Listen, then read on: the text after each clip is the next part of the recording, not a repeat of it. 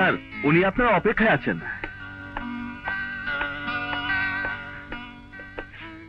ও, আসামি ধরে কেস লিখতে না লিখতেই জামিন নিতে এসেছেন? না, তা কি সম্পর্ক? স্বামী না বন্ধু? বন্ধুত্ব। না না, মানে বন্ধুত্বের সম্পর্ক করতে এসেছি। আমি নগরবার্তা পত্রিকার ক্রাইম রিপোর্টার।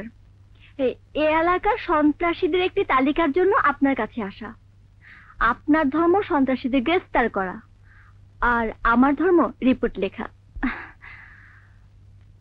দুজনের পেশার মাঝে সুন্দর একটা মিল আছে, তাই সম্পর্কটা গভীর হলে অনেক কিছুই হতে পারে।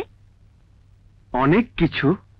হ্যাঁ, না, যেমন আমি পত্রিকায় খুব সহজে রিপোর্ট লিখতে পারবো, তেমনি আপনার পিছে না না, মানে সন্ত্রাসীদের পিছে লেগে থেকে আপনাকেও সহযোগিতা করতে পারবো। আমাকে সহযোগিতা করতে হবে না, আপনার যা দরকার দিচ্ছি। পেয়েছি। কি? না, মানে যে হাত দিয়ে তুমি সন্ত্রাসীদের নাম লিখছো, সে হাত দিয়ে শুধু আমার নাম লিখবে, শুধু আমার নাম। এই নিন। ধন্যবাদ। আসি, আবার দেখা হবে। ওহ, আর দেখা না হওয়াই ভালো।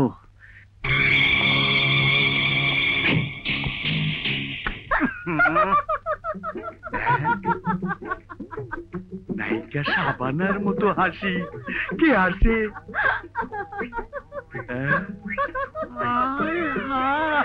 এ তো শ্রীদেবী।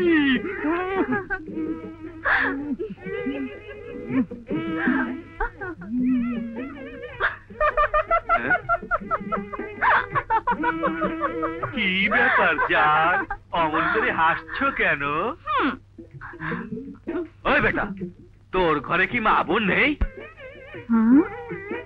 ও শ্রীদেবী, উনি কি তোমার বাবা? আমার মরহুম বাবা ওনাকে আমার স্বামী হিসেবে দিয়ে গেছে। চলো জান, ও বেটা নজর লাগবে, ঘরে চলো। দেখুন দেখুন, আপনার ছেলের কাণ্ড দেখুন। আপনি ভুল করছেন, ও আমার ভাই, টোটো কোম্পানির ম্যানেজার। টোটো কোম্পানি মানে বেকার। আপনার ছেলেও কি?